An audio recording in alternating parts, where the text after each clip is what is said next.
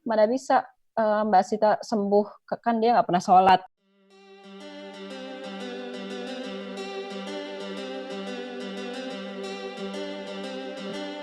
Selamat datang di Podcast Outbreak. Di sini, kita bakal ngebahas isu-isu kesehatan yang lagi outbreak. Gue Fadlan, dan ini podcast pertama gue di Outbreak. Hari ini gue bakal ngobrol soal pengalaman pasien-pasien COVID-19 selama menjalani perawatan hingga sembuh. Gue bakal ngobrol sama 2 mantan pasien COVID-19. Pertama, Mbak Sita Tias Utami. Kalian mungkin udah pernah lihat wajahnya di TV. Pasien 01 COVID-19 di Indonesia. Yang kedua, Mbak Melia, juga mantan pasien COVID-19 yang pernah dirawat di Wisma Atlet. Bincang-bincang pengalamannya Mbak Sita sama Mbak Melia selama dirawat, mulai dari selama sakit sampai dirawat dan sampai sekarang udah dinyatakan sembuh COVID-19. Iya. Jadi saya dulu. Sorry, gimana? Dari Mbak Sita dulu aja nggak? Aku dulu? Iya, dari Mbak Sita dulu. Iya. Oh, oke. Ya, nanti kita sebenarnya nggak lama waktunya, mungkin sekitar setengah jam sampai 1 jam aja. Tapi mungkin Mbak Sita mungkin ada ini duluan. Jadi mungkin nanti kita ke Mbak Sita dulu, habis itu baru ke Mbak Melia. Nggak apa-apa ya Mbak Melia ya? Ya, nggak apa-apa, biar Mbak Sita dulu, karena Mbak Sita sekarang udah jadi artis, jadi harus Iya. Maaf ya. Iya. Udah kenal udah, yang lain mungkin udah pernah lihat wajahnya Mbak Sita sering berapa kali muncul di TV ya. Suaranya mungkin juga udah hafal. Nggak asing lagi. Iya, asing lagi. Jadi sorry, ini jadi mulai dari gejala-gejala juga ya? Ya, mungkin diceritain pengalamannya Mbak Sita waktu pertama ngerasain gejala itu gimana, sampai akhirnya kemudian memilih untuk melaporkan, untuk periksa, sampai kemudian didiagnosis COVID-19. Itu kali ya, Mbak Sita? Oke. Ya, jadi memang waktu awal itu di tanggal 16 Februari, saya merasa tenggorokan saya gatel. Bukan sakit, karena nggak sakit untuk nelan, tapi gatel. Nah, saat itu saya cuma mikir, mungkin ini mau flu gitu. Kayak udah tanda-tanda mau flu biasa lah ya.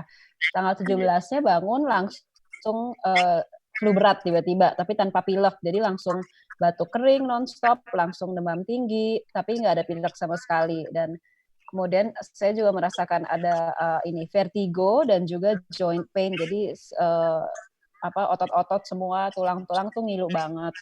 Nah, saat itu saya masih merasa normal, karena emang kebetulan saya kalau flu itu memang separah itu gitu. Jadi saya pikir, ini kayak flu biasa yang biasanya 3-4 hari selesai. Nah, di hari tanggal 18 atau 19, saya lupa persisnya, tapi itu saya mulai kalau nyium bau makanan tuh muntah. Jadi tiba-tiba penciuman tuh nggak enak banget, dan makan juga nggak enak, dan diare juga. Tapi itu hanya kayak sehari 2 hari, 1,5 harian maksimal 2 hari gitu. Nah, terus saya itu kan 17 tuh hari Senin. Hari Rabunya saya ke klinik untuk ngecek. Nah, dikasih antibiotik sama dokter, katanya flu biasa. Nah, tapi selesai antibiotik sampai hari Jumat malam, antibiotik selesai itu masih belum sembuh-sembuh, batuknya masih terus-terusan, demamnya juga, dan demamnya tuh 38,5 ke atas lah, lumayan, dan benar-benar aku sampai menggigil dan keringetan terus, dan sehari minum paracetamol 3 kali, yang nggak nyaman banget. Terus hari Jumatnya akhirnya karena antibiotik udah selesai dan masih belum sembuh, jadinya aku ke rumah sakit pertama untuk ke IGD. Nah, di situ dites darah. Saat dites darah. Itu di rumah sakit mana, Mbak Sita? Rumah sakit pertama itu yang Mitra Keluarga Depok. Oh, yang Mitra Keluarga Depok ya. Itu jadi memang pas saat itu dites darah dan diinfokan bahwa hasilnya ada viral infection. Nah, karena virus kan nggak perlu antibiotik, jadi saya dikasih beraneka ragam obat lagi untuk batuknya, untuk vertigonya, untuk semuanya ya, untuk panasnya juga gitu. Nah, itu obat habis masih belum sembuh juga. Memang mendingan. Panasnya lumayan mendingan, tapi masih panas, tapi mendingan. Cuman kan aku mulai paranoid karena sampai tanggal 26 Februari tuh aku masih panas terus. Jadi aku udah takut lambungku kenapa-kenapa, karena tiap hari minum paracetamol 3 kali sehari kan jadinya. Selama hampir 10 hari. Jadi tanggal 27 itu aku ke rumah sakit lagi, Mitra Keluarga, ke dokter internis bersama ibu, karena kebetulan ibu saat itu juga beberapa hari sakit drop. Nah, kalau kakakku yang 03 tuh dia sakit tuh dia ke rumah sakit bersamaan sama aku waktu aku tes darah, tapi dia dalam 3 hari sembuh. Nah, kalau aku masih lanjut terus sakitnya. Jadi akhirnya kita ke dokter tuh 27 pagi, aku di ronsen. Nah, itu ternyata aku didiagnosa bronkonemonia. Jadi ada flek putih di paru-paru dan ibu di ronsen, nggak di ronsen dia didiagnosa tifus. Jadi akhirnya kami langsung dirawat di RS Mitra Keluarga Depok saat itu juga. Nah, kebetulan memang kan kita sangat dekat dengan keluarga, jadi langsung report di grup keluarga dan kebetulan kakaknya ibu ada yang tinggal di Austria dan saat itu di bulan Februari kan di Eropa sudah lumayan parah. Oke, jadi itu di grup keluarga dan akhirnya iya, ada yang di grup concern soal keluarga. itu ya? Iya, maksudnya dia bilang Sita minta tes COVID sekarang juga karena pneumonia itu salah satu tanda gejala COVID-19 dan kalau kamu kena kan kamu baru 31 tahun, jadi umur prima. Kalau sampai ketebar ke ibu kan kasihan ibu sudah 64 tahun. Jadi saat itu juga aku minta ke dokter, dok aku boleh minta di tes COVID nggak? Nah saat itu ditolak karena memang pertama di saat itu kan hanya ada 3 rumah sakit yang bisa ngecek COVID-19 kan. Dan juga belum ada gejala-gejalanya gitu loh. Maksudnya gejalanya tuh hanya bronkonemonia biasa gitu. Karena aku yakin pada saat itu tuh orang belum sadar bahwa belum concern soal itu, benar. Bisa COVID-19 meskipun gejalanya sangat ringan gitu kan. Nah, jadi saat itu oke, belum boleh. Nah, besoknya di tanggal 28 Februari aku ditelepon temanku orang Indonesia yang lagi di Malaysia dan dia nelpon, Sita ternyata ada temen WNA yang tinggal di Malaysia sempat ke Jakarta di tanggal 14, 15, 16 Februari. Dan di tanggal 14 dan 15 Februari dia di dua restoran yang sama dengan saya. Dan ternyata dia tanggal 26 atau 27-nya itu baru terkonfirmasi positif COVID-19 dan sudah diisolasi.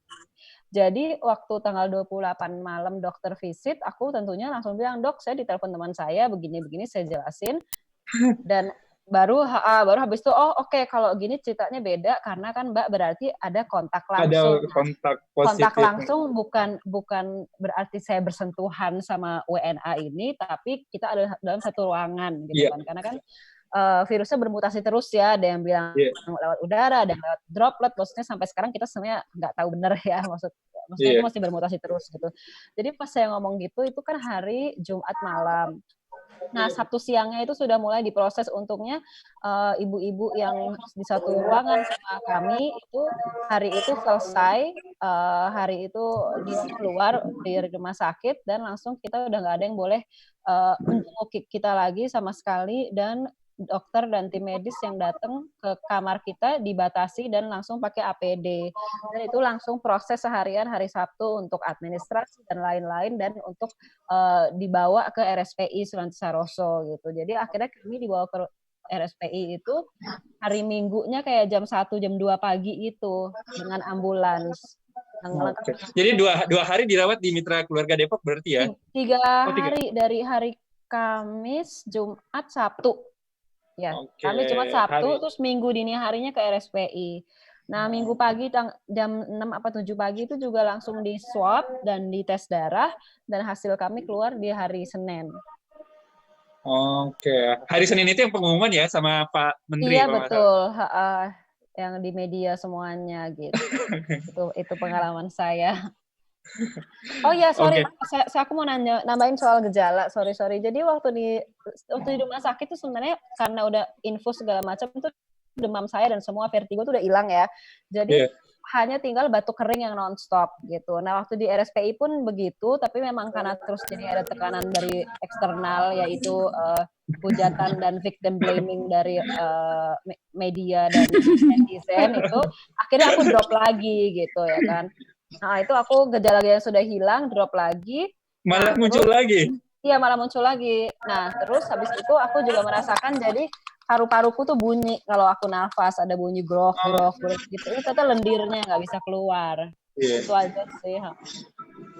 Tapi itu waktu dia udah di RSPI ya? Sudah di RSPI, baru muncul itu. Oke, Mbak Sita dulu. Mbak Sita waktu pertama kali dengar terdiagnosis COVID itu yang dirasakan takut atau gimana? Bisa diceritain?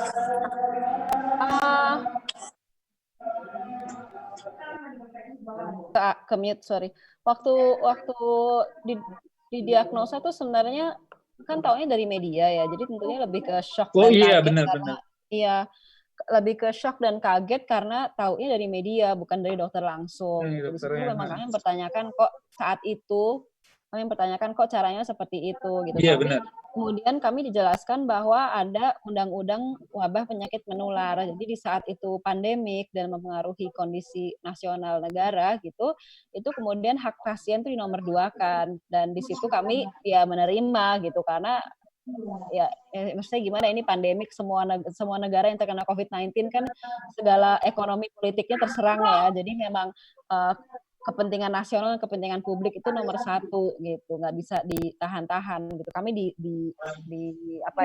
dijelaskan itu dan kami mengerti gitu. Dan juga sebenarnya kan yang membocorkan identitas kami kan sebenarnya bukan dari pemerintah pusat ya, tapi itu memang awalnya dari pemerintah kota dan kami sih merasa bahwa setelah itu dengan kan ditegur ya dan ada aturan dari presiden bahwa harus melindungi identitas pasien segala macam dan kami benar-benar merasa bahwa memang waktu awal pemerintah tidak siap, tapi di negara manapun itu nggak ada yang siap untuk menghadapi COVID ini sih menurut saya karena virus yang bermutasi terus dan saya merasa betul bahwa pemerintah Indonesia itu setiap hari ada perkembangan dan perbaikan gitu. Contohnya waktu awal keluarlah itu identitas saya dan ibu, tapi di saat kakak saya nomor 3 sudah tidak terbongkar lagi gitu. Jadi cepat gitu perbaikannya kan. Dan juga pemerintah kota yang membocorkan itu juga setelah itu langsung melakukan tahap-tahap yang sangat melindungi kami gitu. Jadi benar-benar dinas kesehatan, dinas peternakan bahkan datang juga ke rumah saya, ke rumah kami, sampai BIN juga ada ngelindungin di kompleks kami selama berminggu-minggu untuk memastikan bahwa kita tidak dibombardir lagi dengan media dan mereka menahan media biar nggak keluar gitu. Jadi gitu sih, maksudnya kadang orang nanya, Sita marah nggak sama pemerintah gitu, harusnya kan apalah gitu ya, mereka selalu mikir gitu, tapi kalau kita sih sekeluarga nggak ada perasaan itu sama sekali gitu, kita udah cuma lihat ya udah positifnya aja. Iya, karena kalau lihat tanggapan dari luar tuh kayak kelihatan kayak aduh. Iya, dan orang tuh banyak yang menggunakan kami sebagai alat untuk menjatuhkan pemerintah kan di situ. Oke. Ya, dan itu bikin gak nyaman juga, Mbak ya? Iya, tentunya karena kan diasosiasikan dengan nama dan profil kami gitu. Iya, benar. Oke, selama di sana, selama di RSPI, selama di Mitra Keluarga Depok, ada nggak kayak ngerasa pelayanan atau perawatan pasien COVID yang agak beda? Atau ada nggak yang curhatan-curhatan yang soal pelayanan selama di rumah sakit? Di RSPI, wah nggak ada. Maksudnya kalau keluhan tuh nggak ada sama sekali. Kami tuh merasa sekeluarga kami tidak pernah diperlakukan sebaik itu di rumah sakit manapun. Itu di RSPI luar biasa sekali. Mulai dari dokternya, perawatnya, orang labnya sampai ke cleaning service tuh mereka, ya ampun kita udah kayak keluarga sih. Maksudnya apa ya? Maksudnya kita dengar beberapa keluhan ya tentunya ya tapi memang kami merasa tuh RSPI itu paling siap karena kan memang ini rumah sakit penyakit infeksi khusus benar yang dulu juga menangani SARS, MERS segala macam flu burung ya kan. Jadi perawatnya tuh sangat tenang gitu loh Mas. Jadi kalau di tempat lain tuh ditanyain apapun tuh kadang tuh perawat tim medisnya nggak bisa jawab kan. Kalau di RSPI itu kita nanyain apapun tuh mereka bisa jawab gitu, bisa jawab dan menjelaskan gitu. Jadi kita juga tenang dan mereka menenangkan sekali dan maksudnya merawat kami dengan sangat penuh dengan kasih sayang banget. Jadi aku tuh sampai selalu menunggu-nunggu mereka datang ke dalam ke kamar untuk ke ruang isolasi untuk ngobrol gitu. Mereka kok nggak takut kan, ada tuh ya yang tim medis yang takut pengen buru-buru keluar gitu, ini tuh nggak sama sekali. Kalau aku lagi panik attack nangis tuh malah aku dipijet-pijetin, dielus-elus gitu. Enak banget Kak Sita. Iya, mereka baik banget gitu. Oke. Jadi kalau misalnya banyak yang dibilang kalau di rumah sakit lain itu ada beberapa keluhan karena ketidaksiapan. Kalau di RSPI oke ya, nggak ada. Nggak ada sama sekali, luar biasa di RSPI itu. Oke. Selama di RSPI itu pulangnya dari RSPI berapa hari setelah dirawat di sana? Kan aku tuh masuk 1 Maret ya. 1 Maret, habis itu keluarnya aku sama ibu masuk 1 Maret. Kalau kakak aku yang perempuan itu masuk 4 Maret. Kalau aku dan kakakku keluar 13 Maret, ibu keluar 16 Maret. Oh, 2 minggu lebih berarti ya? Iya, lumayan lama. 2 minggu. Total sama yang di Mitra Keluarga Depok tuh aku 16 hari, kalau ibu totalnya 19 hari, kalau kakak aku 10 hari. Itu kan kalau dirawat selama itu biasanya ya, apalagi di dalam di kamar isolasi, tahulah ya, kamar isolasi itu kita nggak bisa ketemu sama siapa. Itu nggak ngerasa kayak bosan atau apa gitu, stres apalagi. Oh, itu bukan lagi. Bosan lah, Mas. Maksudnya saya biasa nari, biasa. Ya, kayak pengalamannya Mbak Melia tadi ya. Iya, bener Kak Sita.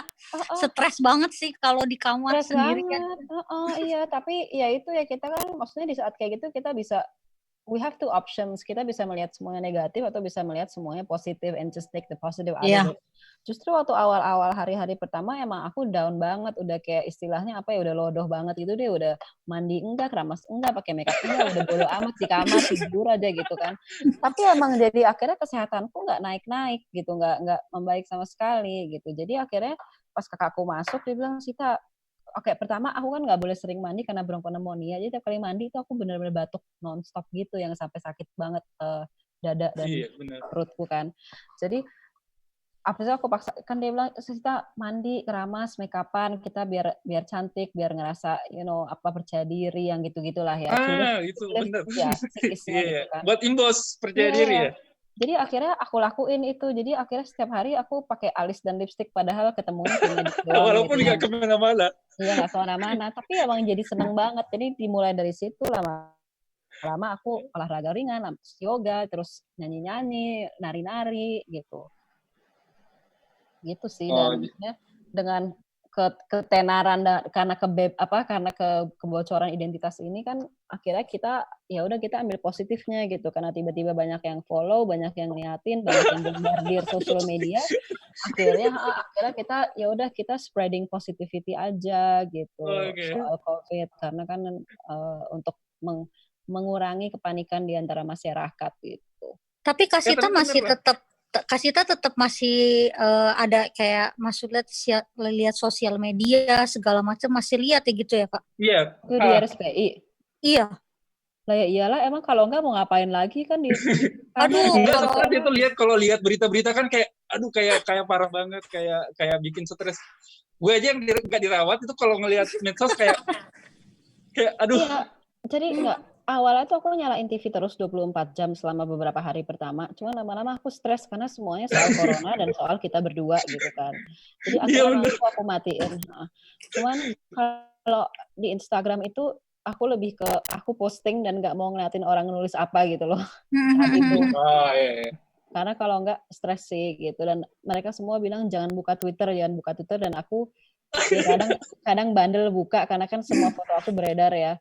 Karena aku baru buka gitu, cuman ya gimana sih emang nggak bisa avoid it kan. Gitu. Aduh iya.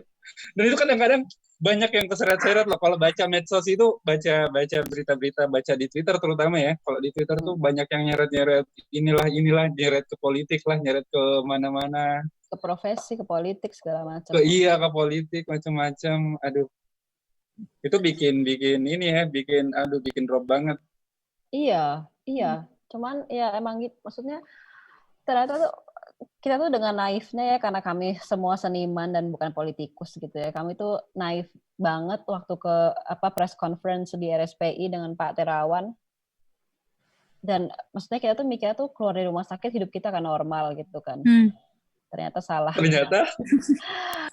Terus setelah press conference kan kita dengan senang hati menerima itu kan dia jamu dari Pak Jokowi dan penghargaan. Intinya kan mereka tuh pemerintah mengapresiasi karena di tesnya tuh karena inisiatif, karena aku yang minta, aku dan keluarga yang minta, bukan karena yang lain-lain lah ya gitu kan. Dan itu kita beruntung banget loh. Kita itu beruntung banget karena Mbak Sita punya inisiatif buat ngetes sendiri. Andaikan misalnya nggak ngetes itu, iya beneran itu kita berterima kasih banget.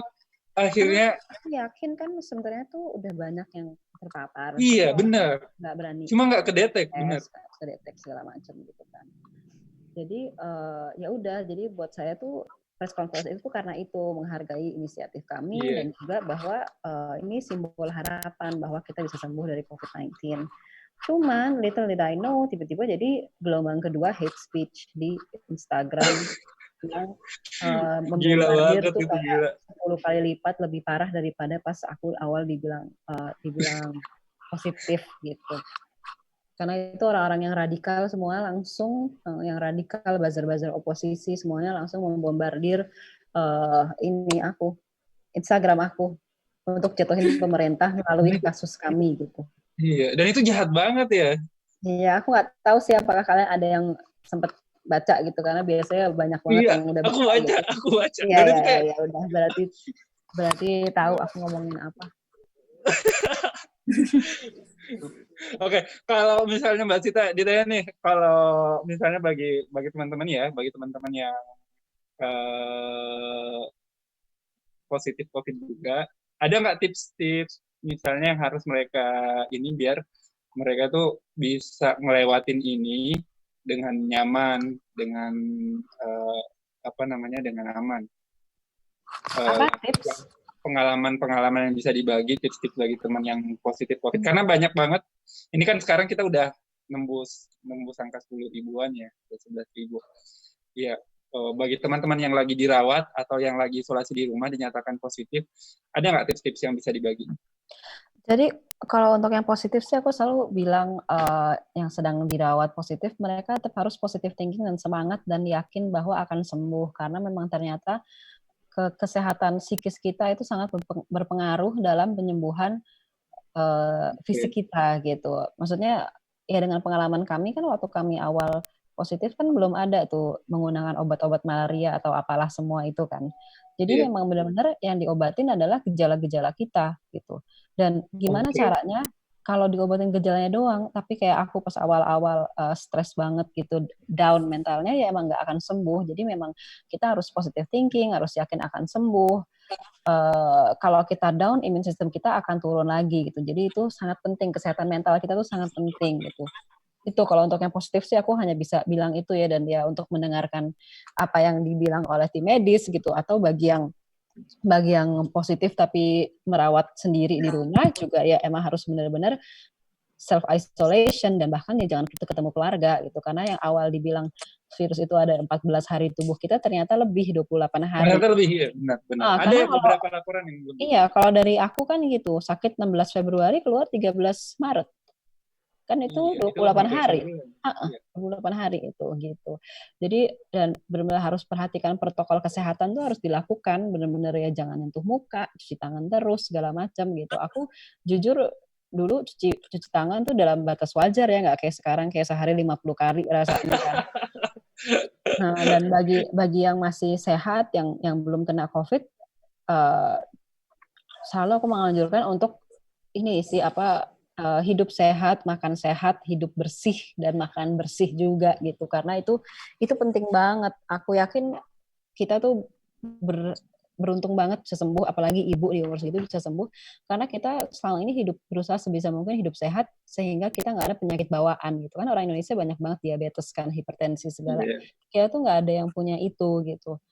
Tapi kan itu bukan sesuatu yang kita capai dalam waktu sebulan 2 bulan, tapi karena berhidup lifestyle yang sehat gitu. Dan juga itu dia jangan baca hoax. Kalau emang maksudnya banyak tuh yang bacanya hoax banget, yang bilang kalau mana bisa Mbak Sita sembuh, kan dia nggak pernah sholat gitu, yang gitu kan nggak ngerti kayak dari mana. Ada juga ya banyak banget. Terus kok bisa sembuh, kan seluruh rakyat di dunia yang kena COVID tuh mati, masa sembuh sih, ini pasti settingan. Ya carilah data yang benar gitu kan. Mortality rate-nya kan sangat rendah sebenarnya dibandingkan yang lain-lain kan. Jadi itu sih, dan jangan panik karena sebenarnya memang kalau kita lihat ini lebih dari 10.000 itu gede banget angkanya, tapi sebenarnya kalau dibandingkan sama jumlah populasi kita itu dibandingkan keadaan yang di Eropa itu kita masih sangat beruntung banget sih gitu. Mungkin karena aku nggak tahu ya, aku bukan dokter, tapi mungkin karena kondisi geografis kita juga gitu kan, dengan panas dan segala macam. I don't know if it's connected or not, tapi sebenarnya itu Indonesia masih sangat beruntung dan sangat terlindungi dibandingkan di banyak negara-negara barat gitu.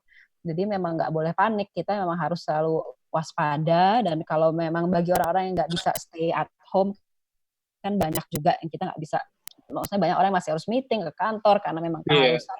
Ya harus nggak bisa dihindarin soalnya. Iya, harus dilakukan aja protokol kesehatannya gitu, yang kemana-mana pakai masker, nyampe rumah jangan nyentuh apapun di rumah, tapi langsung keramas, mandi semua, baju langsung taruh di tempat cuci pakaian kotor, yang gitu-gitu tuh aku sampai sekarang masih melakukan juga gitu.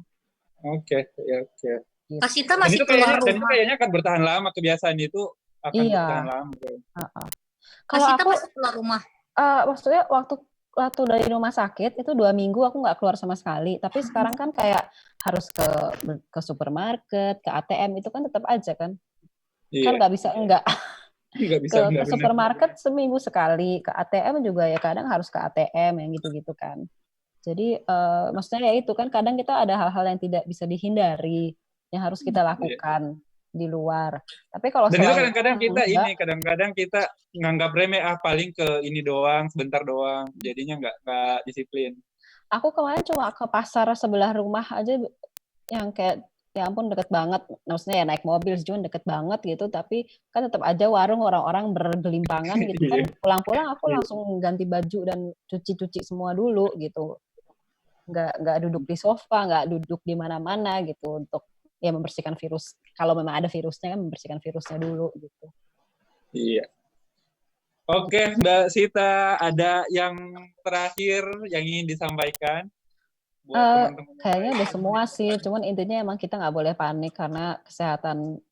Maksudnya kadang tuh kalau kita panik terus gejala-gejala yang sebenarnya nggak ada di dalam tubuh kita jadi muncul seakan kita punya COVID padahal enggak. Gitu. Itu namanya psikosomatis. Jadi kayak kita ngerasa gejala, tapi sebenarnya padahal itu dari psikis kita. Iya, banyak banget yang, aduh Mbak Sita, aku panik, aku sampai sesak nafas. Ya padahal ya sesak nafasnya karena panik, bukan karena COVID gitu loh. Jadi emang kesehatan mental tuh harus dirawat juga. Gitu sih. Oke, Mbak Sita, terima kasih. Katanya hari ini ada jam 4. Aku ada IG live. Ada IG live, jadi aku harus nyiapin bahannya lagi juga. Iya, aduh terima kasih banget udah nyempetin waktu buat kita. Iya. Kalau misalnya dipanggil lagi buat ngobrol-ngobrol lagi, bisa nggak Mbak Sita? Bisa, tapi jadwalnya harus melalui Tracy itu karena aku udah nggak ngatur sendiri, capek. Oh, luar biasa. Awal-awal manajer. Iya, itu sebenarnya kakak ipar aku, Cuman saya waktu awal-awal seminggu pertama kita sendiri terus kayak aduh miss semua jadwalnya, ada yang double ini itu, aduh udahlah dia aja semua ngurusin. Iya benar. Oke, terima kasih Mbak Sita sekali lagi. Ya, sehat terus Mbak Sita. Berkenan, sehat terus semuanya. Iya, oke, kita lanjut ke ceritanya ke Mbak Melia. Mbak Melia selalu masih di sana? Iya, masih di sini. Maaf ya, kita tadi agak lama ceritanya sama Mbak Sita. Mbak Sita padahal sebenarnya ceritanya itu waktu awal-awal ya, pasien 01, dan Mbak Melia ini pasien keberapa Mbak Melia? Waduh, nggak tahu pasien keberapa. Ribuan ya, jadi itu kondisinya udah beda. Kalau Mbak Sita tadi itu kondisinya ya waktu awal-awal yang orang belum tahu bahwa COVID itu udah ada di Indonesia. Orang-orang bilang bahwa kita belum siap, dan banyak orang yang bilang masih meragukan COVID itu ada. Nah, kalau Mbak Melia kondisinya itu kita semua udah concern soal keberadaan COVID ini di Indonesia. Bahkan Wisma Atlet udah disiapin untuk rumah sakit khusus untuk merawat pasien-pasien COVID. Jadi mungkin pengalamannya agak sedikit beda dengan Mbak Sita. Iya. Dengan Mbak Sita. Mbak Melia bisa diceritain dari awal pas ngerasain gejala, terus kemudian akhirnya periksa, dan kemudian akhirnya di diagnosis COVID-19 itu gimana ceritanya?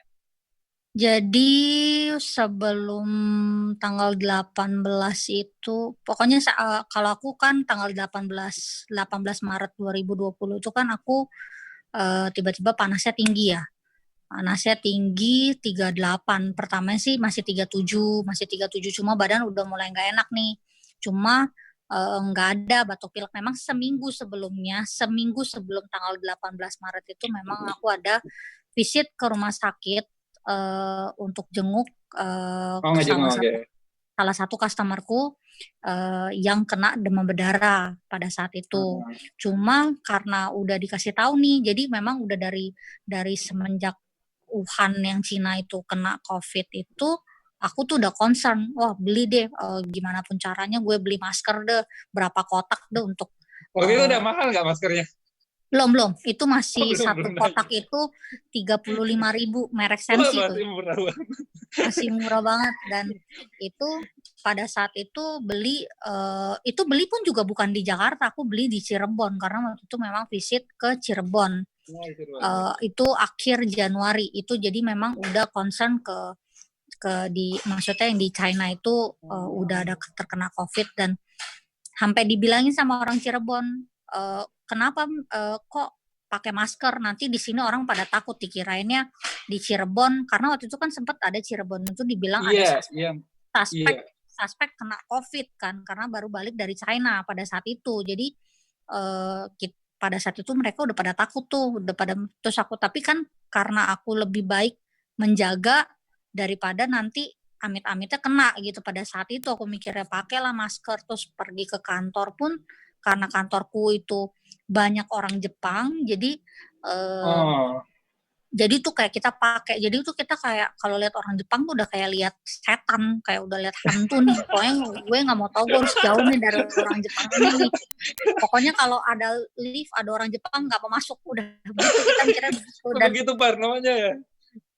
Pada saat itu, udah gitu karena belum ada yang kayak Kasita kan. Kalau Kasita kan memang orang pasien nomor 01 yang inisiatif yang Tuhan tunjukkan untuk Indonesia. Oh nih di Indonesia ada COVID gitu kan.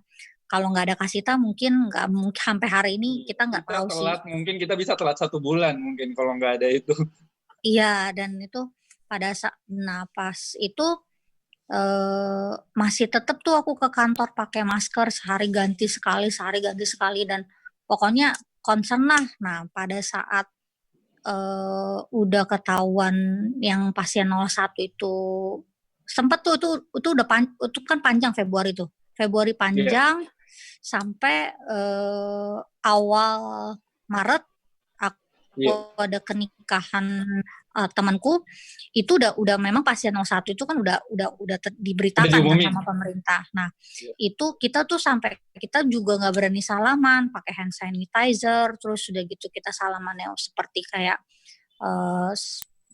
pokoknya kita nggak salaman lah, yang kayak orang Thailand gitulah. Terus iya kita begitu doang. Terus wah udah pokoknya kita tuh nggak ada, masih sempat nggak takut segala macam lah. Akhirnya aku berselang tanggal berapa itu, tanggal 11 ya kalau nggak salah, aku tanggal 11 itu ke rumah sakit Bethsaida yang di Tangerang. Itu sempat memang yang pergi tuh 3 orang. Jadi tuh 3 orang itu, salah satu dari 3 orang itu, satu memang sebelum awal bulan itu sempat ke Brunei. Sempat ke Brunei. Jadi tapi bingung gitu loh. Brunei juga waktu itu kayaknya belum ngomongin. Belum. Brunei sampai sekarang pun masih aman sebenarnya kalau mau dibilang. Nah, terus udah gitu kita pikirnya, kita tuh nggak ada berpikir ke sini orang yang temanku ini yang habis dari Brunei ini yang menularkan, sebenarnya nggak ada berpikiran. Cuma udah di akhir-akhir itu baru kita pikir apa dia gitu. Tapi kayak sampai sekarang mereka sehat walafiat gitu loh. Jadi kayak ya nggak tahu lah tuh datang dari mana gitu kan.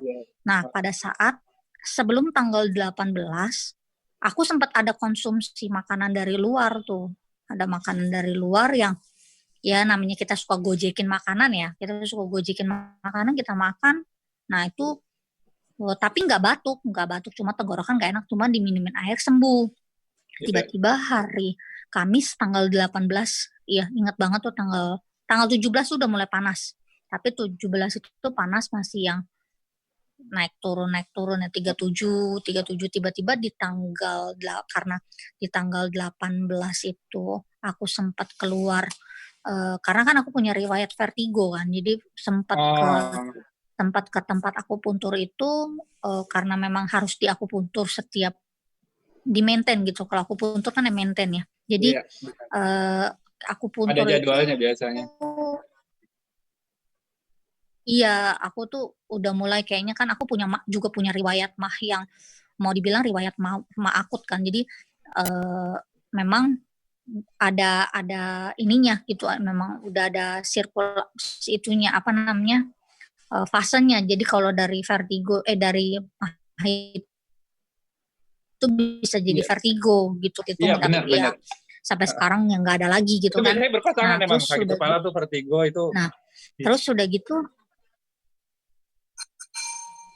berpasangan ya, saya nggak tahu deh, aku sih nggak tahu ya, maksudnya apakah itu berpasangan apa nggak, cuma so far vertigonya tuh karena abis pulang dari klinik mandi dong, pulang mandi cuci rambut karena kan memang udah COVID itu kita udah tahu kalau pulang rumah harus udah mandi rame waktu itu ya, tanggal 18 Maret itu udah rame. Nah, tiba-tiba itu panas, langsung panasnya tinggi. Wah, udah nggak beres nih 38 karena cek suhu pakai yang raksa itu udah 38, udah nyentuh 38. Aku langsung buru-buru ke rumah sakit. Waktu itu ke Siloam yang di Kebonjeruk. Nah, di Siloam Kebonjeruk kan karena memang protokol setiap rumah sakit sekarang ini harus nggak boleh langsung masuk ke dokter, jadi harus ngecek dulu. Nah, harus screening dulu biasanya di depan. Iya, dan kayaknya sih feelingku ya mungkin ada nempel atau bagaimana karena aku juga nggak tahu lah. Karena kita harus masuk satu ruangan yang isinya tuh semua pokoknya kalau panas masuk ruangan itu dulu deh semuanya. Dan ada sempat ngobrol katanya, aku sempat ngobrol sama orang yang dari Bank Mandiri itu yang kontakan sama yang di Cibubur yang meninggal itu loh. Iya. Yang kena COVID juga katanya. Nah, terus udah gitu sempat ngobrol, cuma ya kita nggak tahu lah, aku masih tetap karena memang budaya orang Indonesia yang ramah, ngobrol lah sama setiap pasien gitu di situ, padahal sebenarnya nggak boleh gitu kan. Nggak boleh, benar. Nggak boleh. Kita itu kan tahu, sebenarnya itu protokol screening dimasukin dalam ruang isolasi itu biar nggak kalau misalnya ada yang positif biar nggak nularin. Tapi itu pun di dalam ruangan sebenarnya harus jaga jarak sebelum di situ tuh nggak ada Kak, jadi tuh duduk aja masih samping-sampingan, masih deket-deketan, wah nggak ngerti lagi deh itu. Terus kayak gitu kan sama dokter di Siloam itu disuruh karena waktu itu Siloam penuh tempat isolasinya, jadi disarankan oleh dokter di Siloam itu adalah isolasi mandiri di rumah itu selama 14 hari. Dia bilang gitu. Terus ya tetaplah dikasih paracetamol. Sempat dikasih paracetamol turun ada. Jadi aku tuh karena memang nggak suka obat ya, memang anaknya tuh nggak demen sama obat-obatan gitu. Jadi ada beberapa aku pokoknya kalau nggak panas ya nggak minum gitu kan. Padahal sebenarnya kan maintain, cuma yang nggak mau pokoknya kalau panas baru minum gitu kan. Terus nggak di saat itu, dan memang aku kan orangnya jarang sekali minum vitamin gitu, dari dulunya memang jarang sekali. Kalau ada pengen minum kayak UC 1000 ya minum, kalau nggak ada ya nggak minum, pokoknya begitulah. Pokoknya makan semua vitamin itu dari buah-buahan, karena kan aku memang suka banget sama buah kan. Kalau di kantor itu suka ya kita ngerujak lah kalau di kantor itu kan. Nah, itu makannya dari buah-buah dari situ. Nah, vitaminnya berarti kan dari buah. Nah, terus sudah gitu pada saat itu masih nggak, dokter nggak ngasih sama sekali, nggak ngasih vitamin, dari rumah sakit tuh nggak kasih, cuma ngasih obat-obatan untuk penunjang biar aku sembuh. Buat dan gejalanya aja. Iya, dan terus dia bilang ke dokter karena kenal sama dokter, memang dokter temen gitu, jadi dia bilang kalau memang nggak ada bercak putihnya dan nggak nambah ya berarti memang bukan COVID, dia bilang kayak gitu. Waktu itu belum disebut COVID loh, tapi dulu tuh disebutnya corona. Terus sudah gitu pada saat setelah dari rumah sakit itu 2 hari tuh Jumat Sabtunya tuh turun Kak, panasnya turun dan udah kayak beraktivitas cuma badannya masih lemas, masih yang nggak enak. Tiba-tiba Minggu itu naik lagi tuh panasnya, naik lagi sampai pokoknya nggak 38 sih, 37,8, 37. Kita kan bingung dong panasnya kok nggak turun-turun. Seninnya panas lagi, pokoknya Senin tuh masih panas. Kecek ke biomedika juga tetap masih tipesnya juga enggak gitu, DB-nya juga enggak, bingung. Cuma leukositnya turun tuh. Leukositnya turun. Turun. Nah, terus leukositnya turun, Selasanya aku ke dokter, ke Siloam lagi, ketemu sama dokternya lagi, kasih hasil tes darah. Terus dia suruh CT scan lagi. Suruh CT scan? Iya, kalau di Siloam itu CT scan. Iya. Bercak putihnya tambah banyak katanya. Wah, kayaknya mengarah ke sana. Dia bilang, udahlah kamu mendingan isolasi mandiri aja di rumah. Selama 14 hari saya kasih multivitamin sama ngasih obat-obatan untuk sembuhin pneumonia-nya kamu, dia bilang. Tapi karena di rumah itu ada orang tua yang pernah sakit, maksudnya juga udah umur 60 tahun ke atas kan, jadi risiko tinggi berarti ya. Ya, dan kakakku kan concern banget karena kan orang tua pernah sakit, jadi langsung lah digiring langsung ke Wisma Atlet. Wah, di Wisma Atlet dengar Wisma Atlet langsung waduh. Aduh, udah sempat stres banget di Mateng. Terus pertama sempat waktu hari pertama, enak ya di Wisma Atlet kayak apartemen nih kamar. Tapi kan ternyata makin kelamaan tuh makin stres. Terus awal-awal lihat berita, lihat Instagram, lihat ini, lihat itu, wah itu down sekali sih, itu bener-bener down banget. Kayak baca-baca begituan tuh kayak bikin kita tuh tambah parno. Wah nih gimana nih, kapan nih, maksudnya udah gitu kan belum ada obatnya kan, belum ada sampai sekarang nggak ada. Makanya tuh sudah gitu kita juga pusing gitu kan, aduh gimana nih terus kan rapid test itu kan pada saat udah masuk ke Wisma Atlet nih ya, udah masuk ke Wisma Atlet, obat belum dikasih, cuma vitamin yang dikasih, vitamin. Hari keberapa ya? Pokoknya kayaknya setelah rapid test dia dikasih obat, dikasih oseltamivir sama azithromycin. Dikasih tuh sama itu deh. Pas hari Jumatnya tuh, hari Jumat dari tanggal 24 tuh, hari Jumatnya tuh dia ngasih di rumah sakit tuh ngasih, karena dokter paru datang suruh konsumsi oseltamivir, azithromycin sama vitamin C. Nah, vitamin C itu waktu itu di Wisma Atlet masih simpang siur tuh.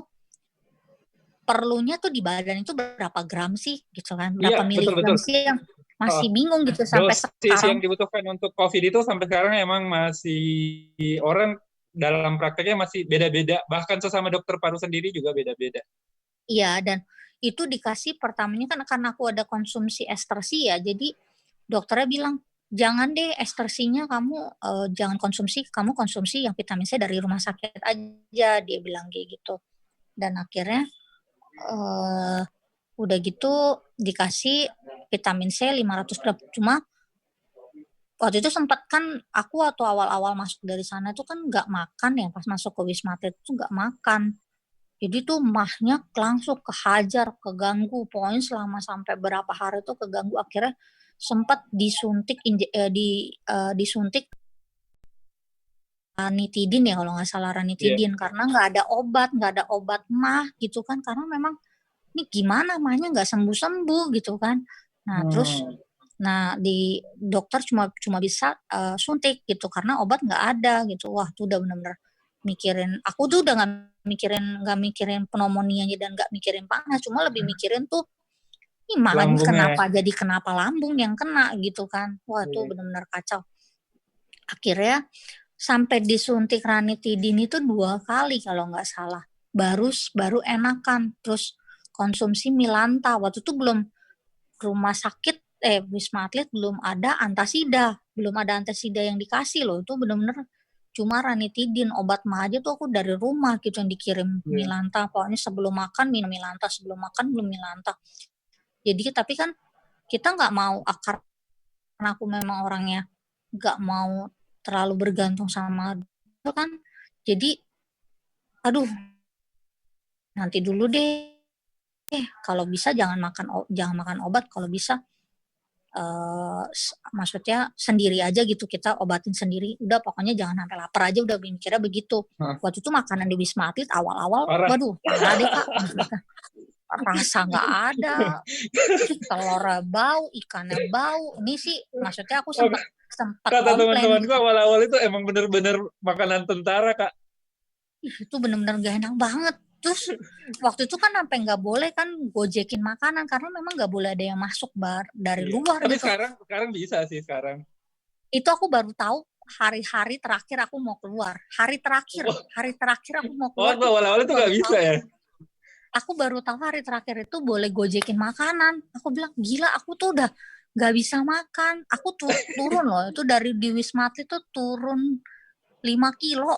5 kilo turun. Itu berkah atau musibah Kak? Nggak berkah juga sih, itu sampai baju semua kelonggaran semua. Iya, jadi terus kalian bisa kan sekarang udah bisa gojekin makanan, jadi gojeknya itu taruh titip di lantai 1, terus perawatnya jemput dibawain ke lantai perawatannya. Iya, tapi kasihan perawatnya. Hari terakhir aku mau pulang itu lihat ada perawat tuh bawa kardus berat banget, itu dia ngangkatin sendiri dan itu perempuan, aku lihat itu perempuan gitu, jadi itu berat banget, kasihan banget gitu kan. Iya. Dan terus udah gitu makanan sempat aku nggak bisa konsumsi segala macam, ya cuma ya bantu doa ya, maksudnya pada saat itu minta Tuhan bantu untuk jangan sampai lah aku kena mah lagi gitu loh, karena aku tahu sendiri aku punya riwayat mah, itu bukan riwayat mah yang ringan gitu, tapi aku punya riwayat mah akut gitu, jadi ya memang mahnya udah parah sekali gitu kan, jadi sembuhin lah, aku cuma maksudnya kita cuma berdoa minta Tuhan untuk sembuhin aja pada saat itu. Memang sembuh, memang sempat udah enakan, tau-taunya tiba-tiba ngedrop lagi karena rapid test yang kedua kali itu yang samar, aku tuh sampai bolak-balik loh. Jadi rapid test kedua itu aku bolak-balik ke ruangan perawat tuh bilang, itu positif atau negatif? Kayak udah kepikiran gitu. Samar, dan udah gitu perawat di sana tuh lama gitu kerjanya gitu, ini kok nggak kasih tahu, kita kan yang namanya di kamar itu kan kita juga pasti kepikiran dong hasil kita tuh apa gitu kan, rapid test itu negatif atau positif gitu kan, padahal yang kita tahu kan rapid test itu baca itu 15 menit. Dan itu tuh gak lama gitu, ngecekin rapid test itu tuh gak lama, bukan swab test loh yang harus bawa ke Litbangkes yang perlu dicek dulu gitu baru ketahuan gitu kan. Nah ini enggak gitu, kayak lama udah kalau nggak salah rapid test itu jam 2, kita jam 6 baru dikasih tahu, dan pada saat itu pada saat lagi mau makan, wah itu bener-bener hancur banget, itu nggak mau makan, kita udah stres ya, kita udah pikiran stres itu kan, udahlah nggak mau makan lagi, pokoknya intinya pokoknya nggak mau makan, sentuh makanan tuh nggak mau gitu kan, ya namanya kita udah nggak ada pikiran mau makan lagi. Nah pas lagi naik akhirnya yang lantai 5 itu aku sempat stres, sempat debat sama dokter juga, sempat yang pikirnya yang bakal naik ke atas itu kita bakal debatnya karena apa Mbak Meli waktu itu? Apa? Debatnya ke dokternya waktu itu karena apa? Minta pulang. Oh, Mbak Meli sempat minta pulang. Minta pulang, aku bilang udah kasih aku isolasi mandiri aja di rumah, aku bilang gitu. Nggak tahan lagi aku bilang, itu karena udah 10 hari kan, aku bilang kasih aku pulang ke rumah, aku bilang kasih aku isolasi mandiri aja di rumah, aku bilang. Memang sempat diizinkan untuk isolasi mandiri di rumah karena dokter satu sisi kan takut kena psikisnya pasien kan, jadi diizinkan untuk pulang, dokter bilang boleh tapi dari keluarga bilang jangan gitu, udah di situ dulu, kasih sembuhin dulu baru pulang gitu kan. Tapi kan namanya kita, aku satu sisi punya mental yang mau dibilang agak, ya memang tingkat stresnya tuh cepet naik lah gitu, dan itu nggak mau, bilang nggak mau, aku maunya tetap, pokoknya mau pulang. Tapi akhirnya ya itu aku bilang, malaikat kan nggak mungkin kan ada malaikat jahat dan malaikat baik, pasti ada malaikat baik yang selalu ngingetin kita, selalu bilang udah stay aja di sini, stay sampai sembuh, maksudnya sampai ada di dalam diri tuh ada yang bilang kamu sayang kan sama keluargamu gitu loh, jangan sampai keluargamu itu kena gitu, jadi sembuhin dulu baru pulang, dia bilang kayak gitu. Dan percayakan obat yang dikasih itu tidak akan hianatin hasil, dan percayakan sama Tuhan, Tuhan pasti akan bisa nyembuhin kok gitu loh. Jadi berserah aja. Jadi pada saat akhirnya dokter di situ juga bingung kenapa kok bisa dari yang berontak bisa tiba-tiba jadi berubah. Dia orang juga bingung gitu kan, sempat bingung. Cepat banget berubahnya gitu kan. Terus pada saat di atas akhirnya dipindahkan ke lantai 29. Waktu itu masih ada artis tuh yang Andrea Dian ya kalau nggak salah. Iya, Andrea Dian. Nah, dan Andrea Dian aja bisa gitu loh, bisa lewatin gitu. Kenapa aku nggak bisa? Aku mikirnya begitu. Jadi kayak dia tuh sempat jadi motivate aku lah untuk baca postingannya ya waktu itu ya. Sempat kan dia posting di IG-nya. Jadi baca pada saat itu baca IG-nya dia gitu. Dia aja bisa, kenapa gue nggak bisa gitu kan. Udah deh, pokoknya medsos. Aku dari saat itu, pada saat itu aku mikir, kayaknya gue nggak boleh baca medsos lagi nih. Kayaknya gue bakal, kalau misalkan gue baca, gue hancur nih, pikirnya begitu. Nah, itulah. Terus ada satu orang perawat yang aku inget namanya Kak John ya, kalau nggak salah, itu dari NTT ya kalau nggak salah. Sampai sekarang kayak masih ada di situ. Dia yang motivasi, dia bilang sama aku gini, Mei, kamu pasti sembuh, kamu pasti pulang karena kamu masih muda, dia bilang kayak gitu. Jangan sampai virus ini bikin kamu down. Kamu itu anak Tuhan, jadi harus bisa lawan itu semua.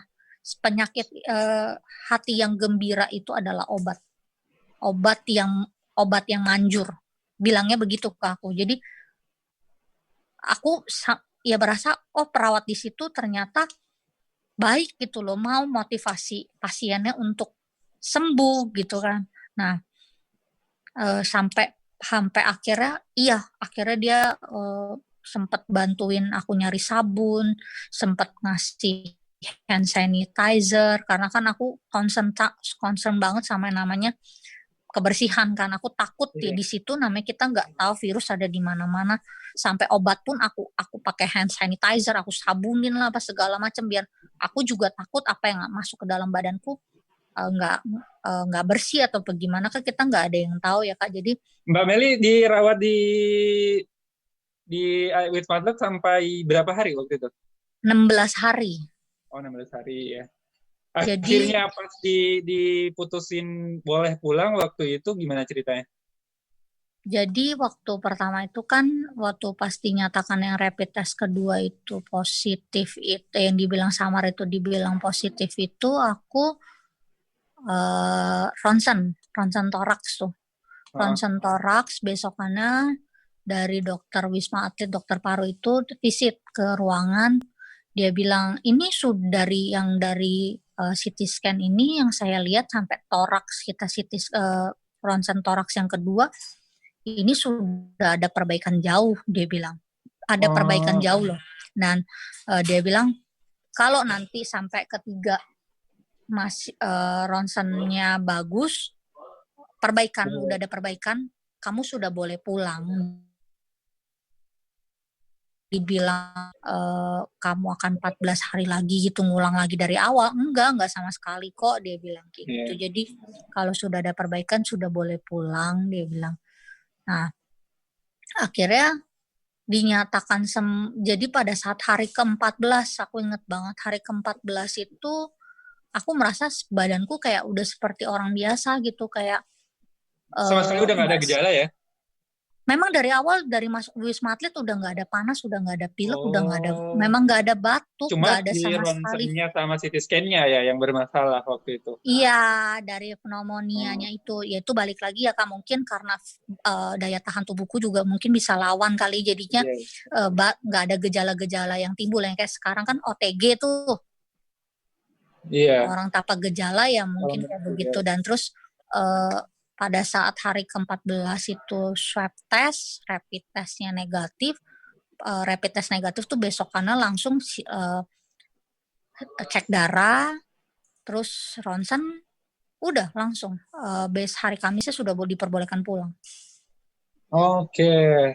Waktu itu, waktu selama dirawat, orang-orang di rumah responnya gimana? Kan biasanya itu kadang kita tuh pasien biasanya kayak biasa-biasa aja, tapi justru orang-orang di sekitar kita tuh yang panik karena takut atau karena apa gitu.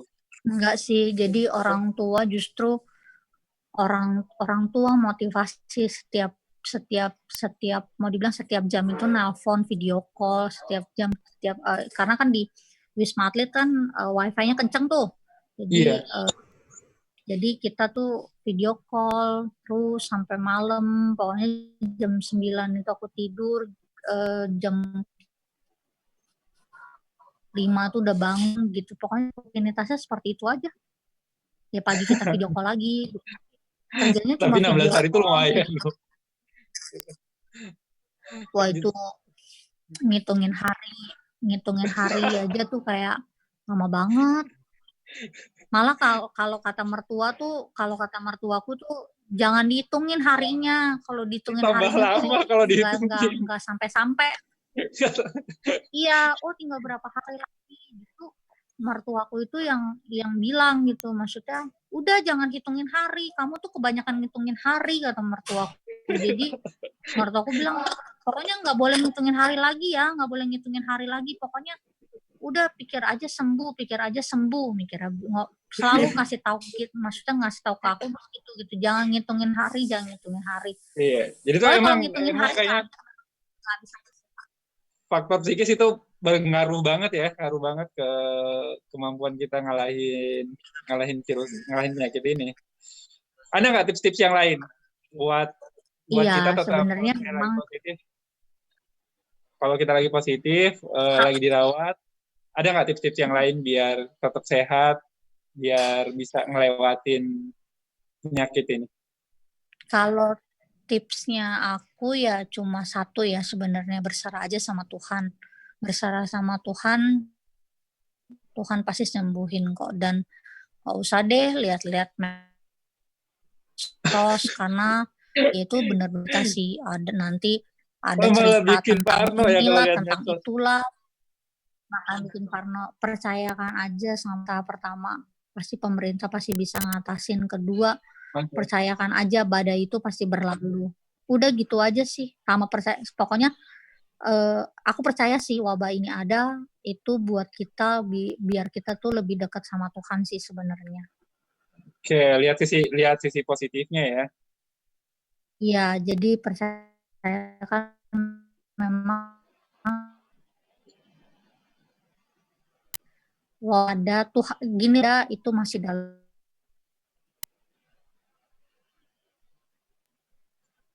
Itu sebenarnya mudah, tapi kan kita nggak pernah tahu ya rencana Tuhan itu seperti apa ya. Jadi gitu aja sih Kak. Jadi serahin aja semua sama Tuhan.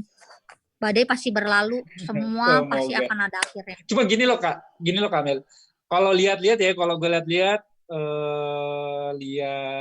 trennya ya, tren pandemi di Indonesia ini, pandemi COVID ini, lihatnya itu grafik kurva pertambahan pasien kita itu masih naik terus.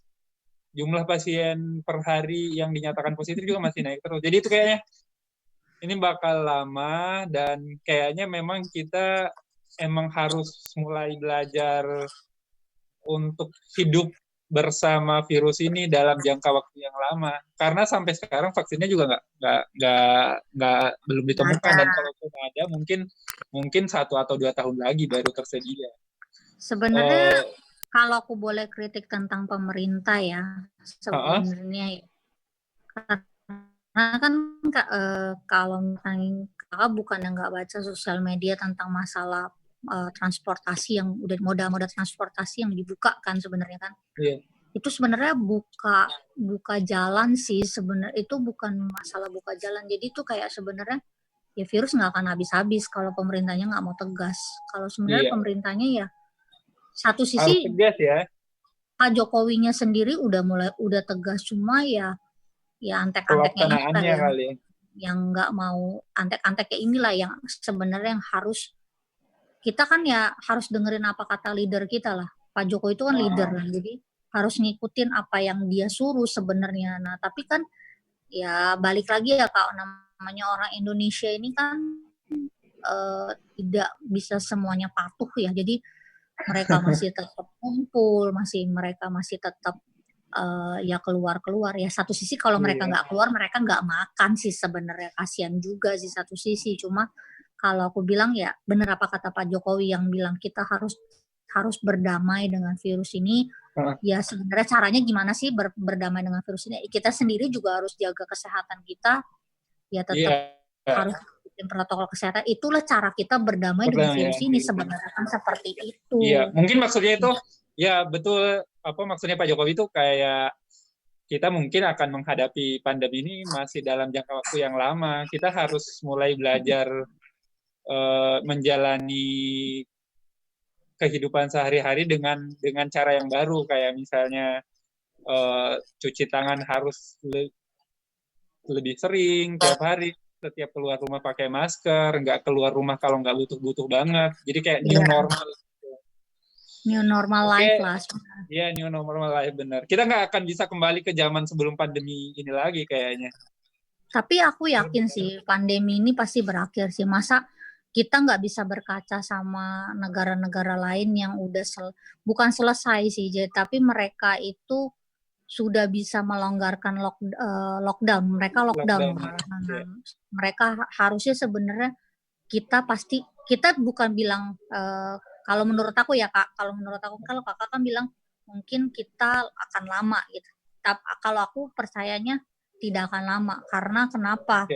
Bukan karena aku satu sisi ntar dikiranya paranormal, enggak. Cuma maksudnya kita pasti bisa melewatin pandemik ini. Menurut aku ya, karena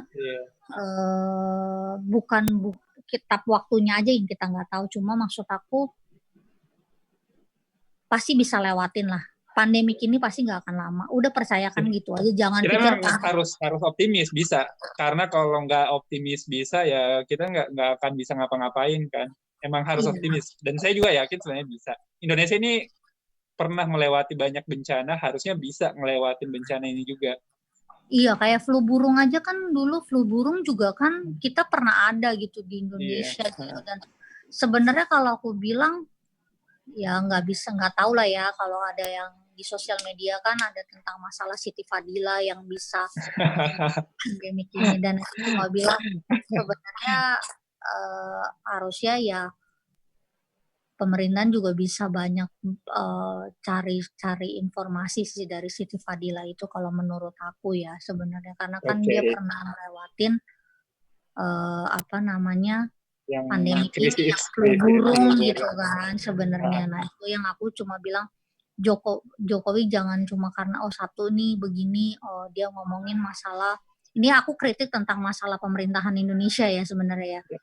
Harus bisa banyak mau mendengarkan apa kata orang lain sih. Jadi tuh jangan cuma dengerin sama satu pihak karena memang di zona itu dia sendiri gitu kan. Enggak, sebenarnya kan harus bisa mau cari mendengar semuanya ya. Cari advice dari orang lain yang anggapannya ini dia pernah loh ngelewatin itu, dia pernah loh ngatasin itu gitu. Harusnya kan bisa ambil advice dari mereka. Sebenarnya seperti itu sih.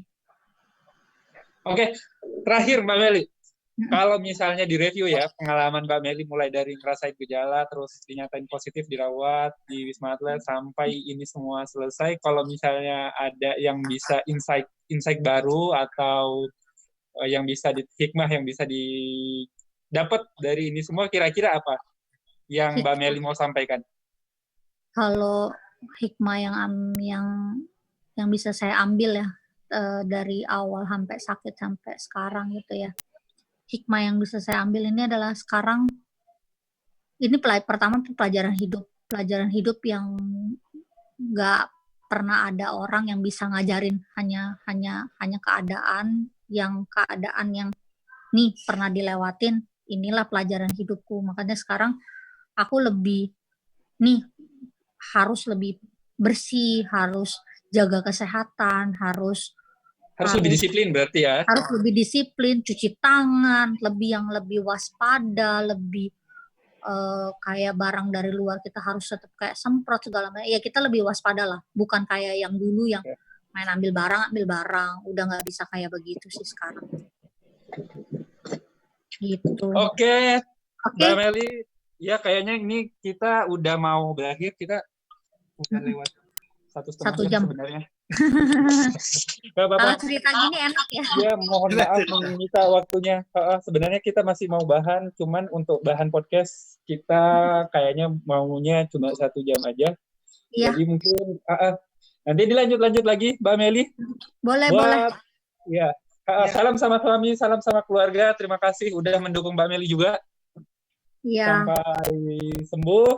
Buat para pendengar podcast perdana kita, terima kasih sudah mendengarkan. Kita masih banyak bahan untuk podcast-podcast selanjutnya. Semoga tema podcast kita hari ini menarik. Semoga teman-teman ada insight baru dalam menghadapi pandemi COVID-19 ini. Terima kasih. Saya Fadlan bersama tim dan kru LK2PK mengucapkan terima kasih. Assalamualaikum warahmatullahi wabarakatuh.